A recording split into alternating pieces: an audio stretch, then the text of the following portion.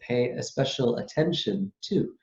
Again, I wish we had the opportunity to do a detailed, thorough Bible study, but we said from the beginning that this would be more sermon-oriented, and so we're not going to be covering every verse here.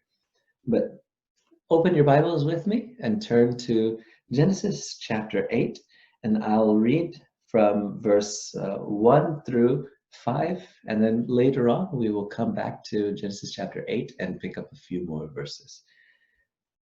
But God remembered Noah and all the wild animals and all the domestic animals that were with him in the ark. And God made a wind to blow over the earth, and the waters subsided. The fountains of the deep and the windows of the heavens were closed. The rain from the heavens was restrained. The waters gradually receded from the earth. At the end of 150 days, the water had abated. And in the 7th month, on the 17th day of the month, the ark came to rest on the mountains of Ararat. The waters continued to abate until the 10th month. In the 10th month, on the 1st day of the month, the tops of the mountains appeared. We pick up in Genesis chapter 8 with a curious phrase here. God remembered Noah. This is interesting because we don't usually think of God as being a forgetful person. And moreover, there's only a few people left on the earth. How could God possibly forget them? And here we have to first, before we jump into a kind of rational understanding or biblical understanding of what it means when we say that God remembers, let's first acknowledge the expressed feeling that is clearly being conveyed here. The expressed feeling is that there is a feeling of being forgotten. And this is genuine.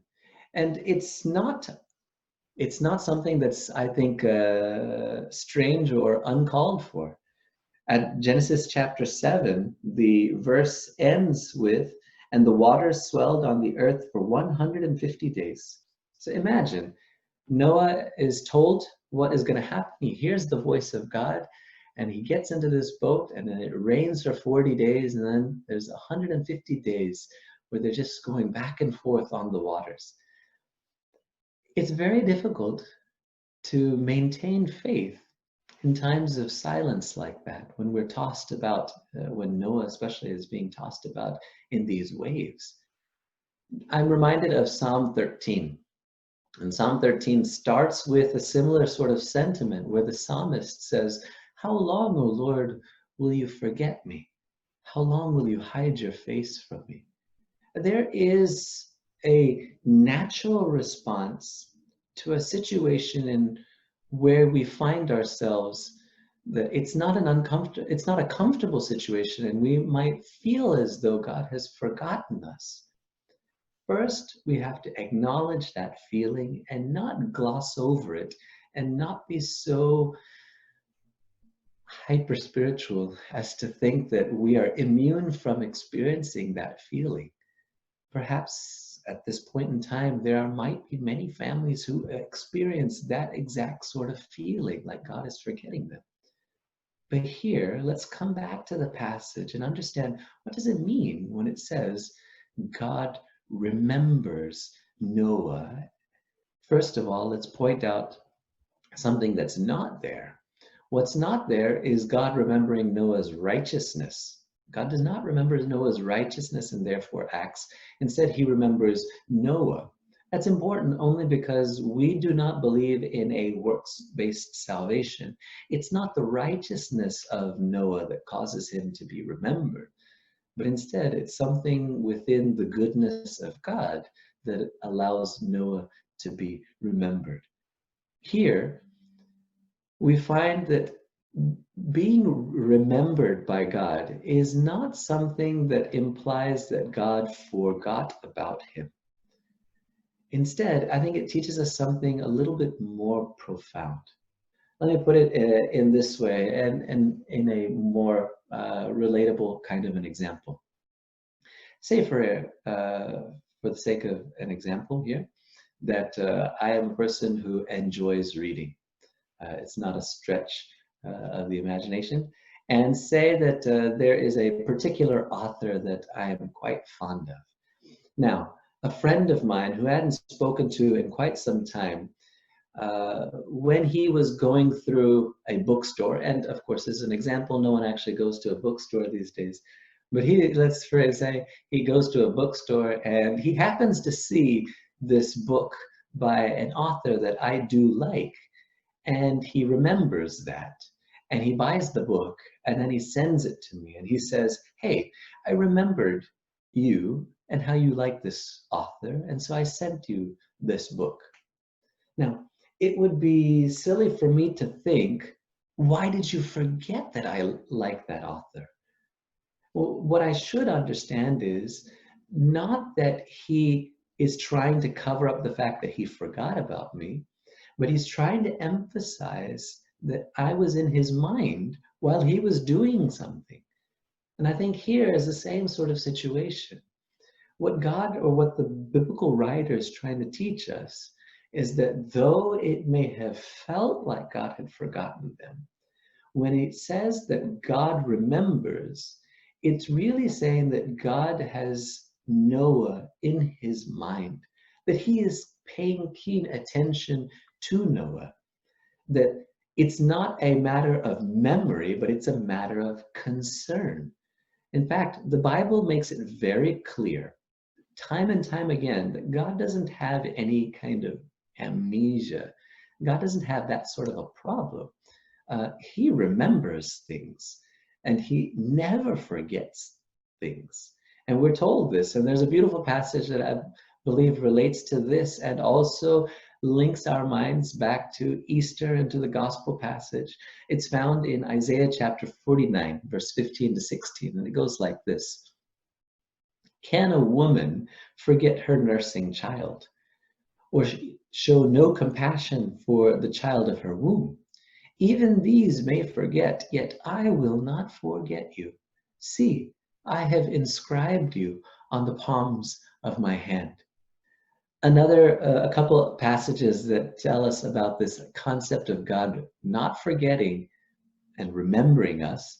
One comes from Psalm chapter 8, verse 4. And this is a psalm that if you've been attending our Bible studies in the past, you would have heard me reference this from time to time. Psalm chapter 8, verse 4, it goes like this: "What is man that you are mindful of him?" Now, if you remember from earlier on in our Genesis series, the word man here happens to be the name of Seth's son, Enosh. So what is Enosh? What is man? That you remember him. The word that's translated as that you are mindful of him is the same word, sakar, that's used here when it says God remembers Noah. Here it's translated as mindful of him. That what is human? That God would consider us, that God would have us so present in his attention and focus. Another passage is Exodus chapter 2, verse 24. There it goes like this: "God remembers the covenant that he made with Abraham, Isaac, and Jacob, and therefore he does something about it."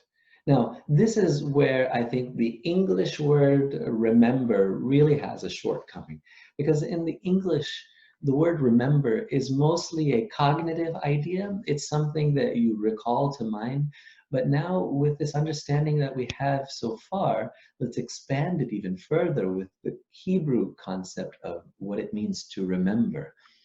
In Hebrew, the word sakar means not only just to recall, but it means more importantly to have in mind and to do something about it. It's not simply just to say that, I was thinking about you, but to say, I was thinking about you and this is the action that I'm taking that shows you that you were in my mind. And so if you go back and if you look at Psalm chapter 8, verse 4, what is man that you are mindful of him? Well, God considers humans, and therefore, what does he do? He exalts them. In Exodus chapter 2, God remembers his covenant with Abraham, Isaac, and Jacob, and he does something. He hears the cries of the Hebrew people and he delivers them. Every time when God remembers, he not only brings to mind these people or these individuals, but he then does something about it. And in the Genesis chapter 8 passage that we read, we see very clearly that God keeps Noah in his mind and he does something about it. What does he do? Well, he does something that reminds us of the very act of creation, right? If you go back to Genesis chapter 1, verse 2, it shows us that there is the spirit, or the Hebrew word is ruach, and it can be translated as spirit or wind or breath. All of these translations are there, and it depends on the context and how we translate it into English. In Genesis 1, 2, oftentimes we translate it as the Spirit of God. Here in Genesis chapter 8, verse 2, and God made a wind to blow over the earth. There we could read it as God made the Spirit to blow over the face of the earth. And so we're reminded that God is still in control. Another thing that might be kind of subtle here that we have to pay attention to, Genesis chapter 7 ended by saying that there was a 150-day period where the waters swelled.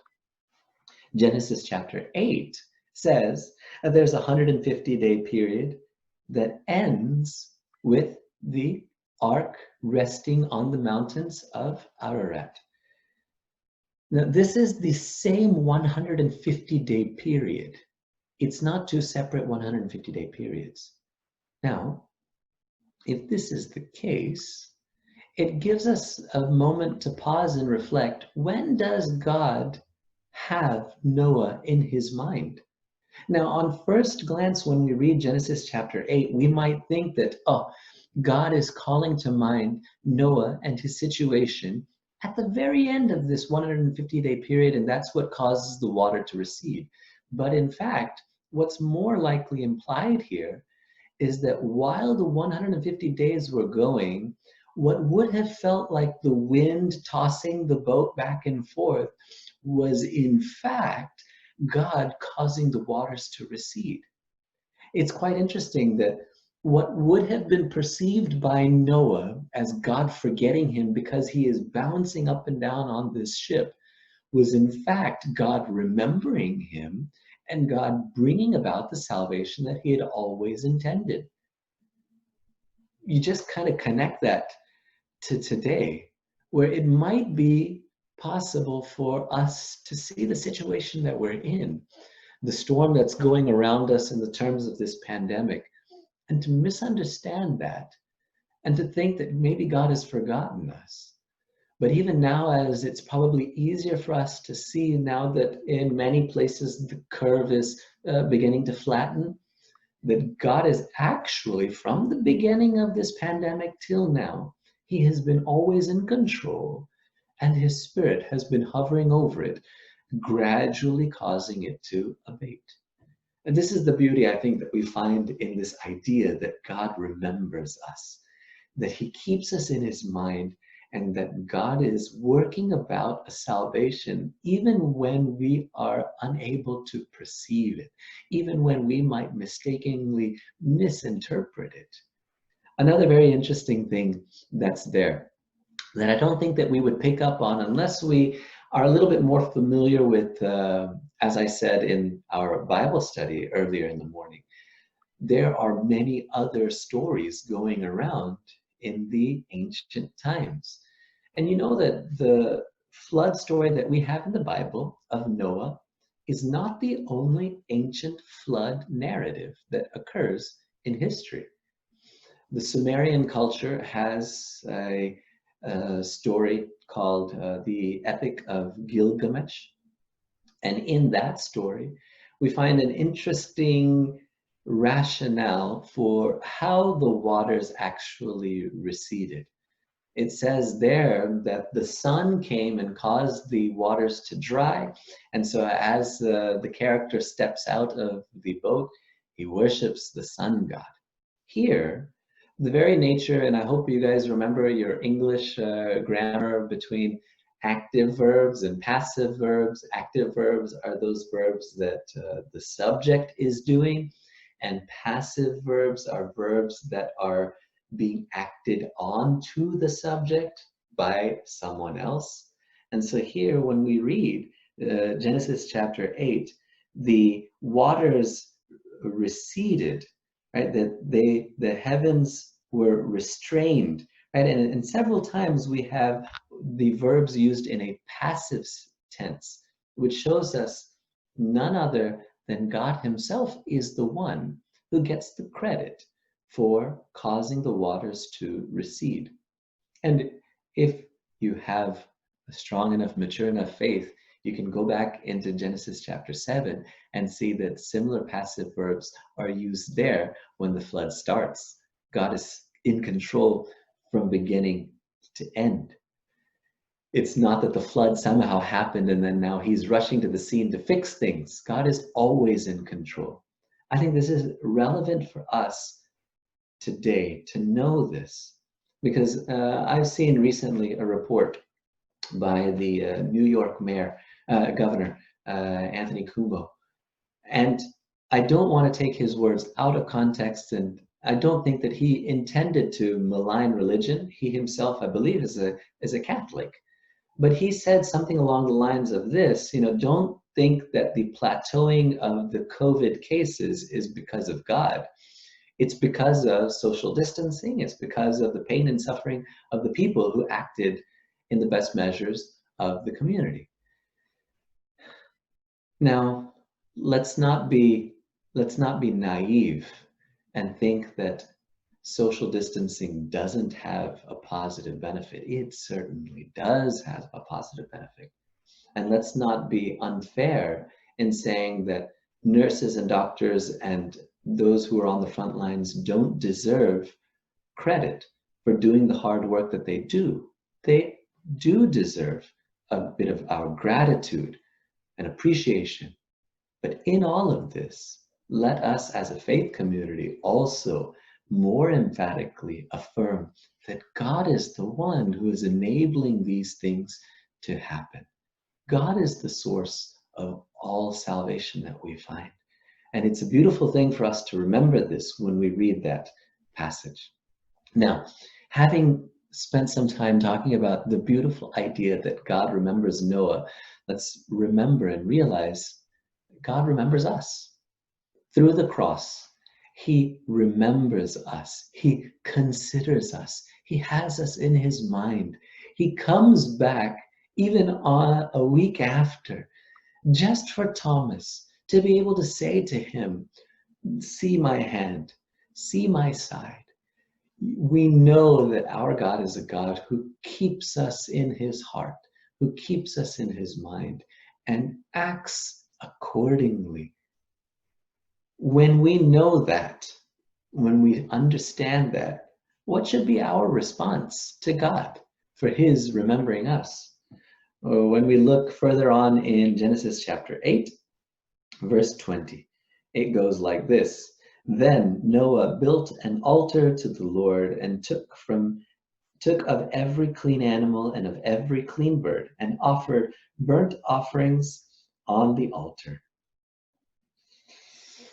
This is the first time that we're seeing an altar being built. Now, perhaps we could say that it was implied when we talked about Cain and Abel offering their sacrifices, but it's not actually explicitly stated there. Here it's very explicitly stated that the first thing that Noah does when he comes out of the ark is he establishes an altar and he sacrifices of each of the clean animals to God. Now we at least have an understanding, or at least we are reminded now of why God intended that Noah would bring 7 pairs of each clean animal, because he knew that a proper response to knowing that God remembers us is to offer a set of praise and thanksgiving.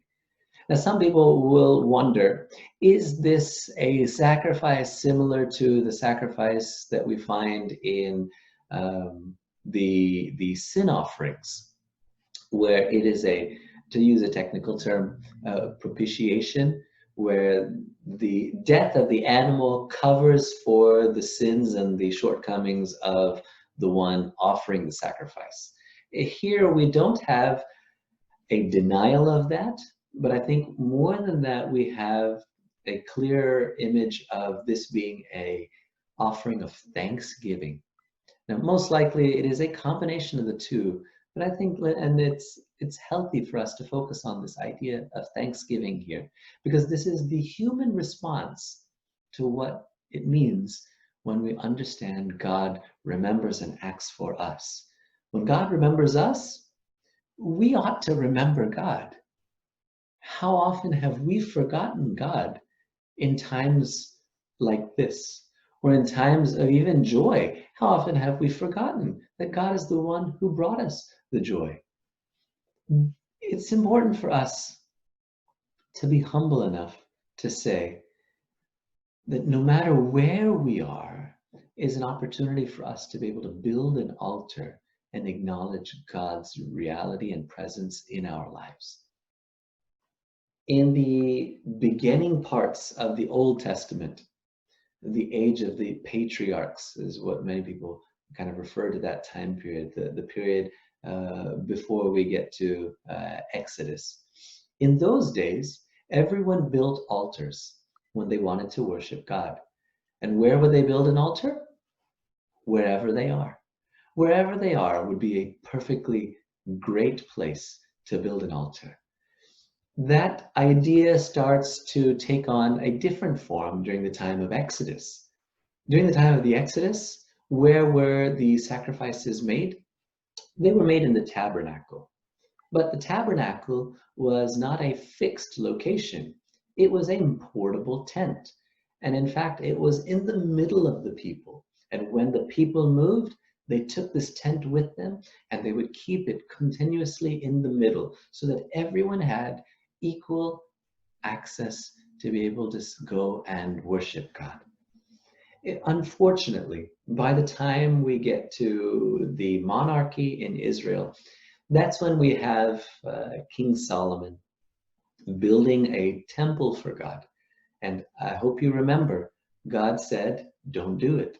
He did not want a temple to be built for him, because why does God need a house built with human hands when he has all of creation that he has made where he can go and be worshipped?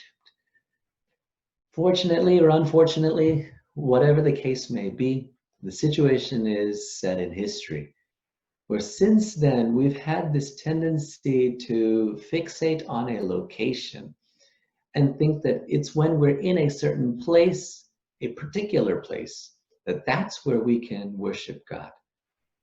Maybe that's carried over to today, but certainly that notion is currently being challenged. And I hope now, whichever room we happen to be in, we would have dedicated that space as a space to worship God in. When we read this passage, God remembers Noah in the midst of the storm. There he is. We ought to remember God where we are. Our exact moment and place here is the perfect opportunity for us to be able to dedicate the space and to say, Father, I call to mind that you love me. When we do this, I think that we can be a community that has a sense of purpose, that has a sense of mission in this world. Now, if we do this after the pandemic and shelter in place ends, it would be fantastic, because then that would mean that our workplace would be a place where we can worship, and other people would knowingly or unknowingly be coming into contact with these places of worship as we work alongside our coworkers. When we go to school, the classrooms can become a place of worship. And when we spend time thanking God and remembering Him and letting that modify our actions, the people around us will start to understand that there is someone that they should think of and call to mind. Hopefully, I pray that through this reading of Genesis chapter 8, that we would know that today's situation is perfect for us to understand and learn from Noah. God remembers each and every one of us. He knows what we're going through, and He currently is working towards our salvation. Let us praise God for that. Let us never forget Him, and let His praises be always, always on our lips, now and always. Amen. At this time, I would like to ask Sugu Uncle to lead us in a word of prayer.